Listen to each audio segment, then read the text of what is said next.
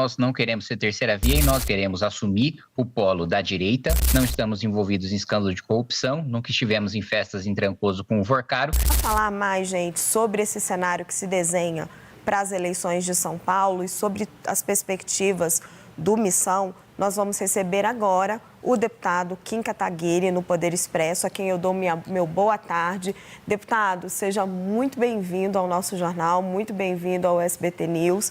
Deputado, no sábado o senhor anunciou que estava desistindo de concorrer ao governo do estado de São Paulo. Eu queria que o senhor explicasse aqui para os nossos telespectadores os motivos da sua decisão. Boa tarde, Landim, boa tarde a todos os espectadores. Bom, a principal razão, da minha mudança de planos em relação ao governo do estado de São Paulo é a constatação de que o Renan vai vencer as eleições, que ele precisa de uma pessoa que saiba coordenar ao mesmo tempo a escolha de uma equipe econômica para dar robustez, para dar credibilidade, para dar respaldo ao programa desenhado, nosso programa de governo, nosso programa de partido, que é o chamado Livro Amarelo, e ao mesmo tempo tenha experiência dentro do Congresso Nacional para articular a aprovação dessa agenda econômica. Todos, aliás, o Stuhlberger, um dos gestores de fundos mais respeitados do país, disse algo que é muito verdadeiro. Todos os candidatos estão cometendo estelionato eleitoral, com exceção do Renan. Todo mundo sabe que vai precisar fazer um ajuste fiscal muito duro depois das eleições para que o orçamento não entre em colapso. O próprio ministro da Fazenda do Lula, Durigan, deu uma entrevista dizendo que no próximo mandato, se não tiver o ajuste, nem precisa de presidente da República, porque todas as despesas vão ser obrigatórias. Então, nós somos os únicos que têm a coragem de dizer que vamos implementar essas medidas, de não mentir para o eleitor.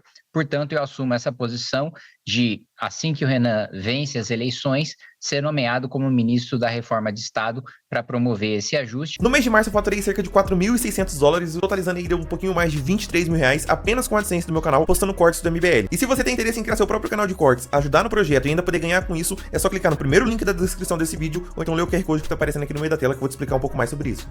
Articular dentro do Congresso Nacional e, ao mesmo tempo, naturalmente, eu disputando a reeleição, eu trago votos para a chapa de deputado federal da Missão, enquanto, naturalmente, faço a minha própria cadeira e, com bastante trabalho, espero fazer também mais cadeiras para o partido além da minha.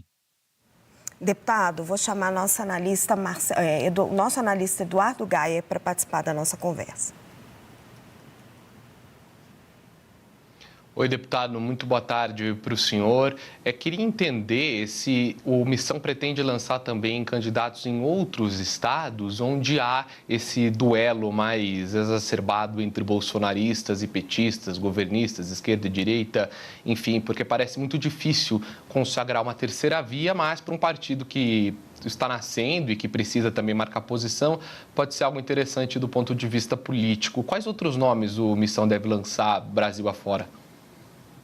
Bom, primeiro, nós não queremos ser terceira via e nós não queremos marcar a posição, Nós queremos assumir o polo da direita, na polarização. A gente não acredita que existe espaço para uma terceira força, mesmo porque não existe um terceiro espectro político.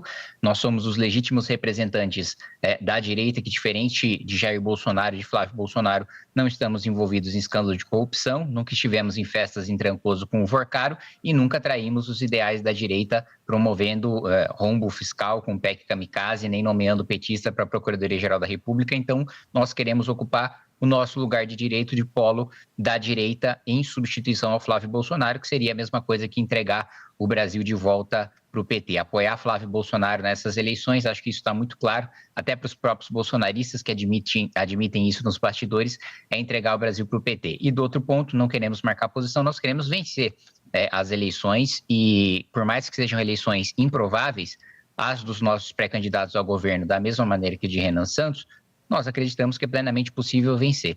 Então, há vários estados em que nós temos aí pré-candidatos ao governo, nós temos o Ben Mendes em Minas Gerais, nós temos o Marcelo Brigadeiro em Santa Catarina, nós temos o bombeiro Rafa Luz junto com o Coronel Busnello no Rio de Janeiro, nós temos Luiz França no Paraná, nós temos também o candidato André no Maranhão, então em Pernambuco tem o Renan Ralais também, nós temos então vários nomes ao redor do Brasil, candidaturas ao Senado também do Hélio Seco no Rio de Janeiro, e a ideia não é só levar o nome do partido para a televisão, a ideia é eleger bancadas estaduais, bancadas federais, ter governadores eleitos, ter senadores eleitos e eleger o presidente da República. Deputado, aqui em São Paulo, com a sua desistência, quais seriam bons nomes para serem candidatos a governador aqui no estado? Olha, Raquel, o que eu posso te adiantar é que nós já temos dois nomes em mente, dois possíveis nomes em mente, que nós já conversamos, estamos conversando com eles, ambos estão filiados à missão, naturalmente, que se um deles topar ser o nosso pré-candidato ao governo do estado, nós lançaremos, é importante para a gente ter um pré-candidato no estado, no maior colégio eleitoral do país, e em não dando certo com nenhum desses dois, não vamos apoiar ninguém. A diretriz do Partido Missão em todo o Brasil é ou temos candidaturas próprias ou não temos apoio para ninguém, mesmo porque não é do nosso interesse negociar cargo, nós não nos elegemos com cargo, nós não nos elegemos com assessores, com emendas parlamentares, não nos interessa um pedaço do orçamento em troca do nosso apoio, interessa levar o nosso projeto em frente. Agora, evidentemente que a sua próxima curiosidade seria quem são esses nomes, mas isso ainda não posso falar. Deputado, mas não apoiar um dos lados não significa dar força para o outro? Não, eu acho que a eleição depende da competência de cada pré-candidato, né? Se alguém conta aí com o nosso apoio para vencer as eleições, está fazendo um trabalho bastante incompetente com a própria pré-candidatura, porque você não pode depender, né, de força de terceiros para implementar o seu próprio projeto, né? Da mesma maneira que a pré-candidatura do Renan Santos, né? Se ela beneficia ou se ela prejudica candidatos quaisquer, não nos interessa, né? Interessa a esses pré-candidatos. O que interessa para a gente é vencer as eleições, né, e implementar o nosso projeto. E se não for para vencer com um projeto que, de fato, transforme o estado de São Paulo ou transforme outros estados ou implementem a visão de país desenvolvido, de país rico, de país poderoso, de país livre que nós temos, não nos interessa implementar o projeto de outras pessoas que a gente sabe que ou tem envolvimento em escândalo de corrupção, ou são incompetentes, ou simplesmente não tem aqueles valores que nós acreditamos que precisam ser levados em frente no estado ou no país. Deputado, vou chamar a Marcela Matos para participar da nossa conversa. Boa tarde, deputado. O senhor disse que vocês são os legítimos representantes da direita, né? Mas no que vocês, de fato, em termos de agenda, de propostas, vocês se diferenciam hoje da agenda, por exemplo, do PL? E eu também gostaria que o senhor falasse um pouquinho das metas para o Congresso, né? Quantos deputados e senadores vocês pretendem eleger neste ano? Bom, primeiro, em relação a valores, né, nós somos honestos, nós não estamos envolvidos em escândalos de corrupção, diferente do Valdemar da Costa Neto, que foi preso no mensalão, e do Flávio Bolsonaro, que recebeu dinheiro de Daniel Vorcaro, nós não temos nenhum envolvimento disso. Em relação ao programa, não tem nem como a gente apontar as diferenças entre os nossos programas para defesa, meio ambiente, saúde, educação, economia, porque não existe programa do PL para comparar. O PL é um partido do Centrão. O Flávio Bolsonaro, quando perguntaram para ele quais eram as suas propostas, ele falou que não poderia revelar, senão seria atacado. Eu acho que alguém precisa ensinar para ele que a eleição, a ideia é justamente essa, né? Você colocar o seu plano, você ser atacado e você defender o seu plano, né? Então, primeiro ponto, nós temos um programa, e é um programa bastante robusto. Eu vou falar para você da área que ficou sobre a minha competência, que é a área de reforma do Estado, né? Nós defendemos uma desindexação dos benefícios previdenciários em relação ao salário mínimo, uma revisão e desvinculação das receitas, da receita corrente líquida e da receita de impostos do piso da saúde e da educação, um corte, uma revisão de 200 bilhões de reais em privilégios tributários que nós temos sequestrados no orçamento público por uma elite privada, acabar com super salários e férias de 60 dias. Aliás, hoje saiu uma excelente matéria na Folha de São Paulo, do Rafael de Cunto, mostrando que em protesto aos super salários, o Ministério Público e o Judiciário estão aí trocando os super salários para os 170 dias de férias, ou seja,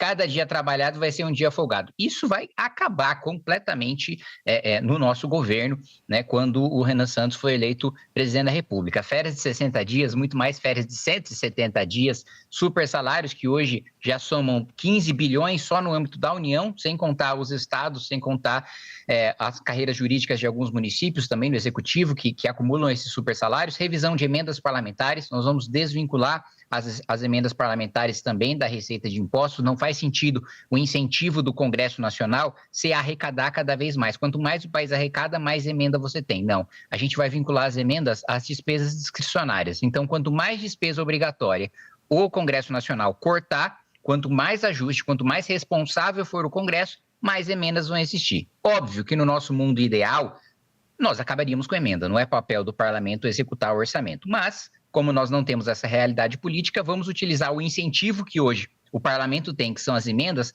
para algo republicano, por mais que não seja a intenção do parlamento. Outro ponto importante falar é a lei de responsabilidade gerencial. Tornar inelegível e decretar uma intervenção naqueles municípios que não atingem pisos mínimos de saneamento básico, de educação, né?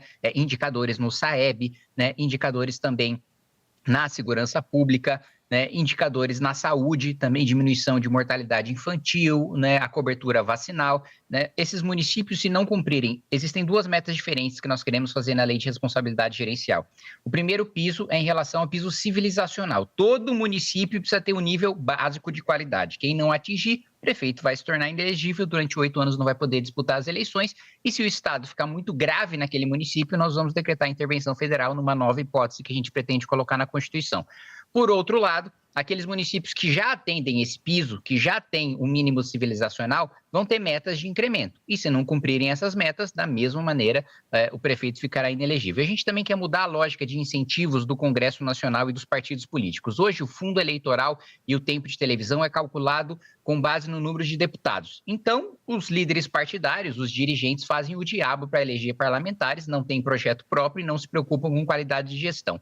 A gente quer vincular o fundo eleitoral e o tempo de televisão à gestão dos prefeitos. Quanto melhores forem os indicadores das cidades administradas por aquele partido, mais fundo eleitoral e mais tempo de TV ele vai ter. Então, a gente vai utilizar um incentivo não republicano, que os partidos querem cada vez mais ter verba para campanha, cada vez mais ter tempo de televisão, para um fim republicano. Quanto melhor eles administrarem a população, mais recursos eles vão ter. Rapidinho as administrações vão mudar radicalmente. Eu poderia continuar falando aqui para você em relação à defesa, em relação ao meio ambiente, em relação à infraestrutura, construção de uma malha ferroviária aí de pelo menos mais 20 mil quilômetros. Eu poderia falar para você de qualificação em nível técnico, mas eu acredito que nós não temos tempo suficiente nessa entrevista para colocar aqui as mais ou menos 300 páginas que nós temos de livro amarelo. Então, só para colocar para você, nós temos programa, nós temos ideias. O PL é um balcão de negócios. O PL é... E eu já escutei isso, vou te falar uma frase interessante que eu escutei de um deputado bolsonarista.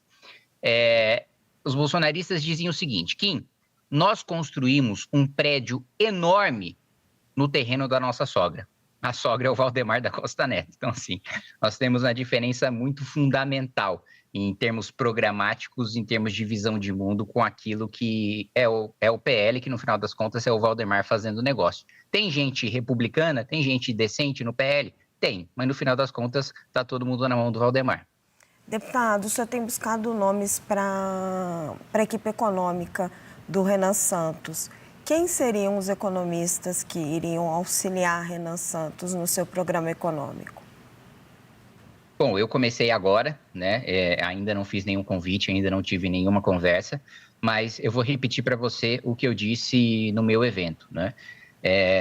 Mais uma vez, repetindo, não convidei e não conversei com essas pessoas mais. O meu mandato inteiro eu me inspirei, eu li os artigos, li alguns livros de pessoas como o Marcos Mendes, o Marcos Lisboa, economistas do Plano Real, né? O Pércio Arida, né? Estive, inclusive, pessoalmente um tempo atrás num debate no CDPP junto com o Pércio Arida. Aliás, boa parte do programa econômico do Partido Missão se baseia no trabalho do CDPP, que tem também a Ana Carla Abrão, outro nome também bastante importante, acho que já falei do Marcos Mendes, falei do Marcos Lisboa, da Zeina Latif também, que foi economista, foi secretária de Estado, foi economista-chefe da XP. Eu colocaria ali também a Laura Miller, professora Laura Miller do INSPER, que acho que tem uma pesquisa voltada, a economia voltada ao enfrentamento à pobreza bastante importante também, foi secretária de Estado.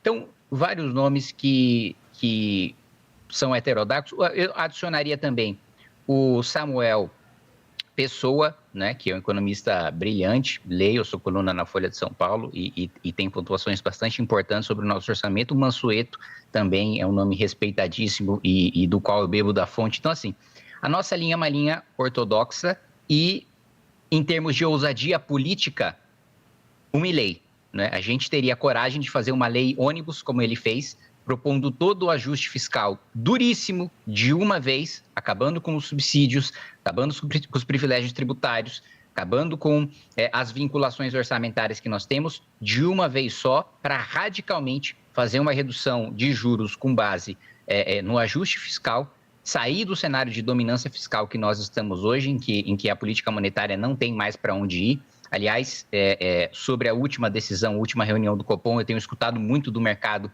de que o Banco Central tombinou, né, falando do Tombini, quando baixou o juro na marretada no governo Dilma, e eu concordo com essa avaliação. Acho que a gente, promovendo o ajuste muito radical, dando um choque de credibilidade para o país, a gente não só consegue reduzir juros, porque todo mundo vai ver que a gente vai ter capacidade no longo prazo, sustentabilidade fiscal, para poder pagar nossa dívida e, portanto, a gente vai conseguir financiar o Estado a juros mais baratos, ao mesmo tempo que a gente dá credibilidade para investimentos estrangeiros também. Quero agradecer muito ao deputado Kim Kataguiri pela sua entrevista aqui ao Poder Expresso. Deputado, seja sempre muito bem-vindo. Já fica aqui um convite para uma próxima. Muito obrigada. Uma boa tarde para o senhor. Boa tarde e já fica aqui o meu aceite para o próximo convite. Um abraço. Obrigada, deputado. Está gostando do conteúdo? Deixe seu like, se inscreva no canal e, se puder, compartilhe com seus amigos. E vamos juntos construir um futuro glorioso.